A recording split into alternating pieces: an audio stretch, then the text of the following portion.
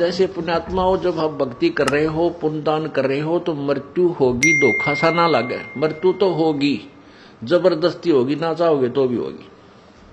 लेकिन उस समय ये बात याद आ जाएगी कि खाली ना चले, कुछ तो बना भगवान। जैसे बच्चा विद्यार्थी सारा वर्ष पढ़ता है, तैयारी करता है, एग्जाम आ जाते हैं तो घना ना डरता हो। और जिसने किताब बैठा गया ना, देखी मस्ती मारता इंडिया, वो तो कांपन लग जाए, कुछ ना लिखा हुआ याद होगा वो भी भूल जाता है। तो ऐसे हम अब भक्ति आप जी कर रहे हो, ये व्यर्थ नहीं जाएगी, नहीं तो फिर भगवान के सारे शास्त्र फेल हो जाएंगे। लेकिन यदि आप मर्यादा में रहते हुए सद्भक्ति करते रहोगे तो ये फल आपको मिलेगा जो परमात्मा ने बता रखा है, इसको कोई टाल नहीं सकता। इस तरह अपने दृढ़ विश्वास करके इस मार्ग पर लगना है। संसार कुछ भी कहे, वो तो जनता बोली, उसको पता नहीं, ज्ञान नहीं, वो तो आपके विषय में कुछ भी बोल सकते हैं। ना उनका दुख माने और ना उनका कहने तक अपने मार्ग से विचलित हो। इतनी बात याद अवश्य रखें और कोशिश हो कि उनको भी इस मार्ग पर लाने की चेष्टा करो। वो भी आप ही के भाई बहन, सतलोक से आए हुए एक ही पिता की संतान है। हमारा कोई शत्रु नहीं है, कोई भी शत्रु नहीं है। और कोई भी आपके साथ कोई 19-21 कर रहा है तो वो काल करवा रहा है आपको अशांत करने के लिए। तो ठीक, अपना बचाव अवश्य करे, किसी तरीके से हो अपना बचाव करे और भक्ति करता रहे। उसको शत्रु वाले दृष्टिकोण से ना देख करके एक पागल कुत्ता समझ ले। अगर पागल कुत्ते से कैसे बचा जाता है, वो सारे तरीके अपनाए रखे, बस इतनी सी बात। अब क्या बताते हैं, ऊंचा दिसे धौलरा ये मांडी चीती पोले, एक हरि के नाम बिना यो जम मारेगा रोल। यो काल रोल मार रहा तुम्हारी, तुमने बहका रहा है, मूर्ख बना रहा है, तुम्हारे साथ धोखा कर रहा है। ये बढ़िया बढ़िया कोठी तेरी, ये बेटी तेरी, या कार तेरी,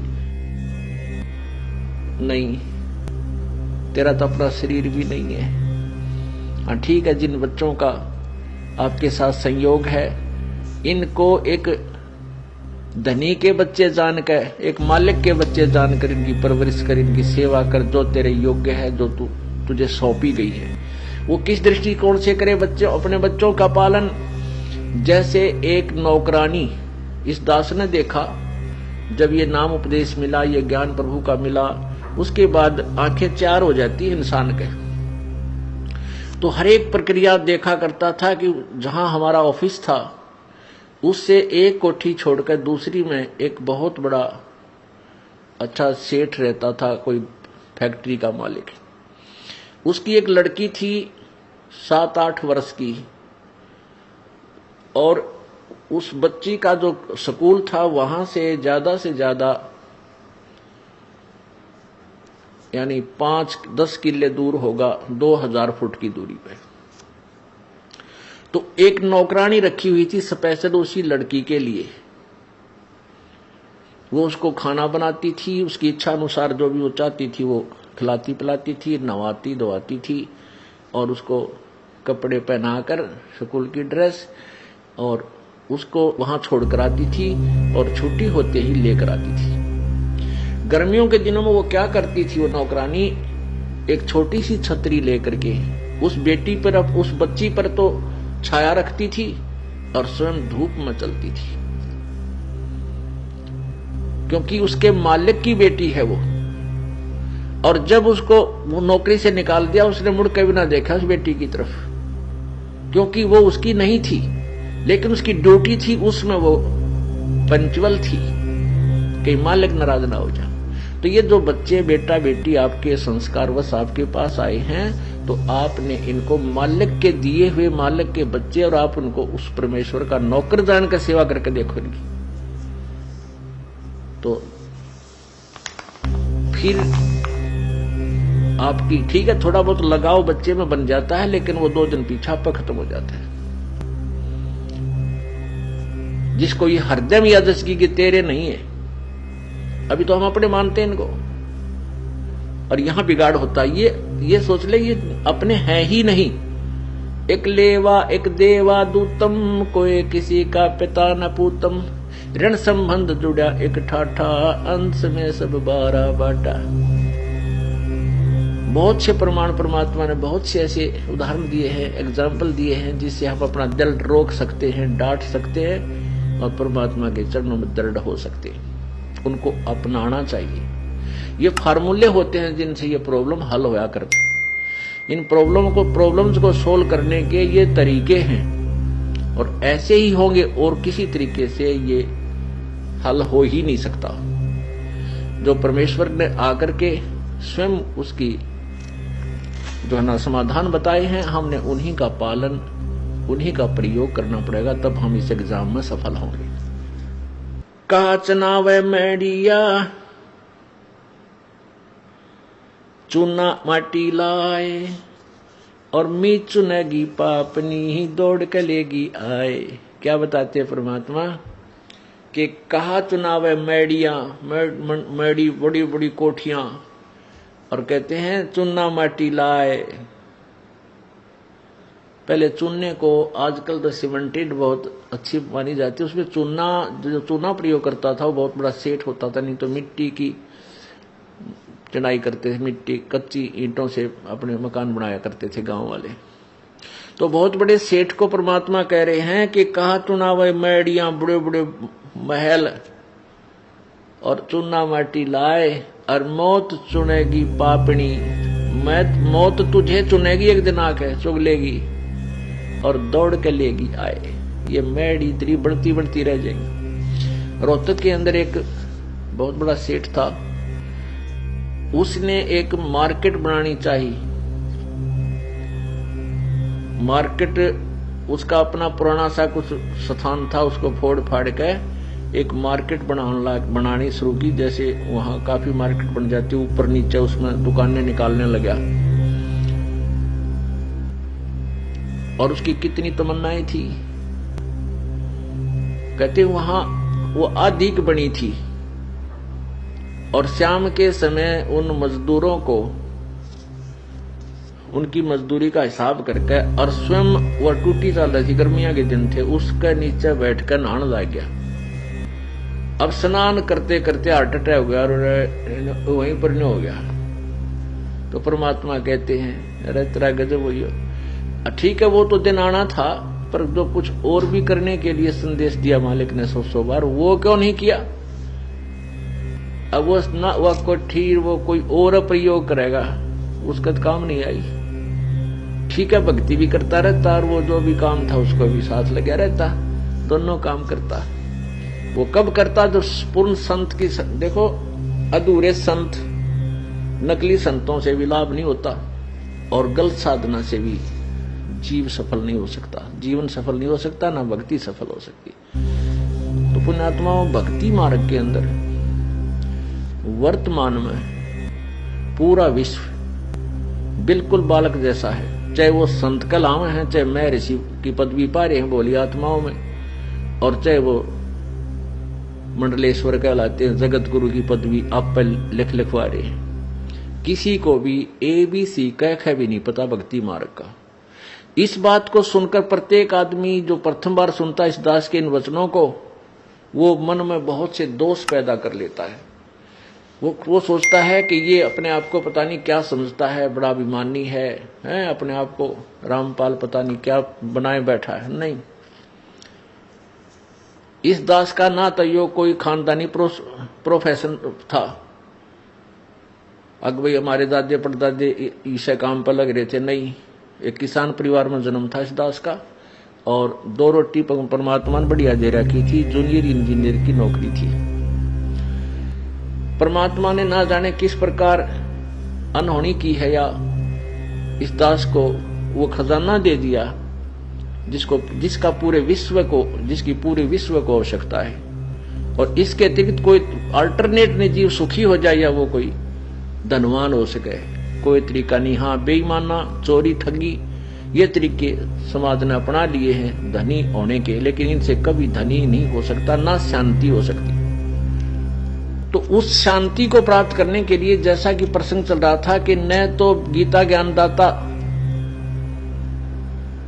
स्थायी है, न उसकी जीवन मृत्यु समाप्त हुई है, और ना ब्रह्मा विष्णु महेश और अन्य देवता, क्योंकि ये उसी के अंतर्गत हैं। उनको भी नहीं ज्ञान है यथार्थ भक्ति मार्ग का, इसलिए वो भी शाश्वत स्थान को प्राप्त नहीं कर सकते।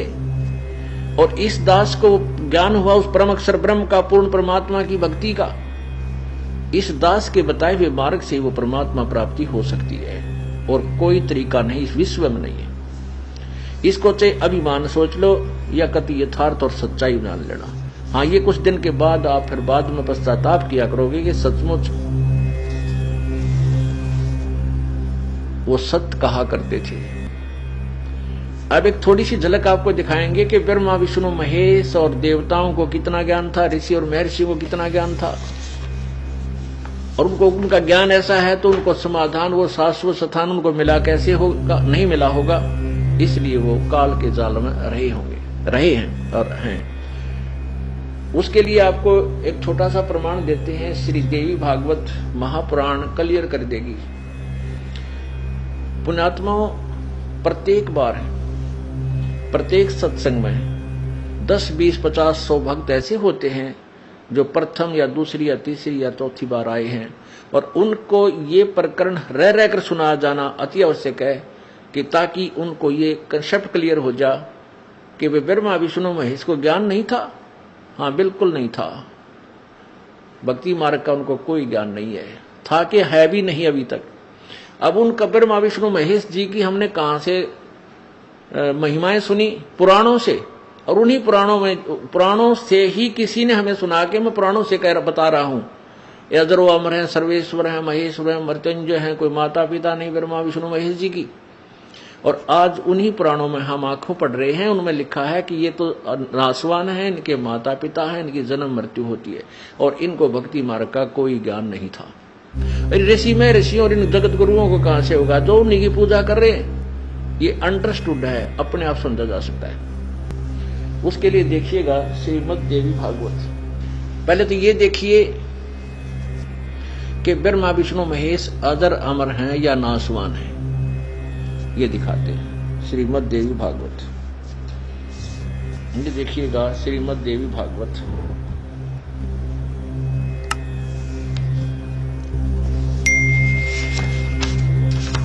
श्रीमद् देवी भागवत। संपादक है हनुमान प्रसाद पोद्दार, चिमन लाल गोस्वामी। कहां से प्रकाशित है? प्रकाशक एवं मुद्रक हैं गीता प्रेस गोरखपुर, गोविंद भवन कार्यालय, कोलकाता का संस्थान। अब इसके 123 पृष्ठ पर यह क्लियर हो जाएगा कि ये नासवान है ब्रह्मा विष्णु महेश जी, अविनाशी नहीं है। ये देखिए, तीसरा स्कंद, ये है स्कंद तीसरा, और संक्षिप्त देवी भागवत। इसके प्रश्न नंबर 123 पर यहां क्या लिखा है? तुम शुद्ध स्वरूपा हो, तुम शुद्ध स्वरूपा हो, यह संसार तुम ही से उद्भासित हो रहा है। विष्णु जी कह रहे हैं, मैं ब्रह्मा और शंकर हम सभी तुम्हारी कृपा से विद्यमान हैं। हमारा आविर्भाव अर्थात जन्म और तिरोभाव अर्थात मृत्यु होता है। हमारा तो जन्म और मृत्यु हुआ करता है, केवल तुम ही नित्य हो, जगत जननी हो, प्रकृति और सनातनी देवी हो।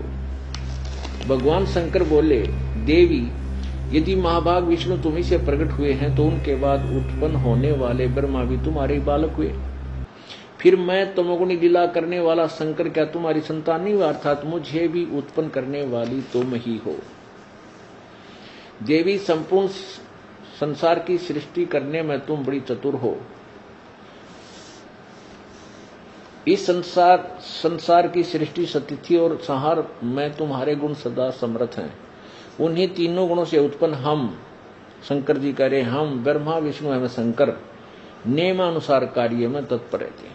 अब इस उल्लेख से श्रीमद् देवी भागवत यानी दुर्गा पुराण के इस 123 पृष्ठ यानी तीसरे स्कंद में यह स्पष्ट हो गया।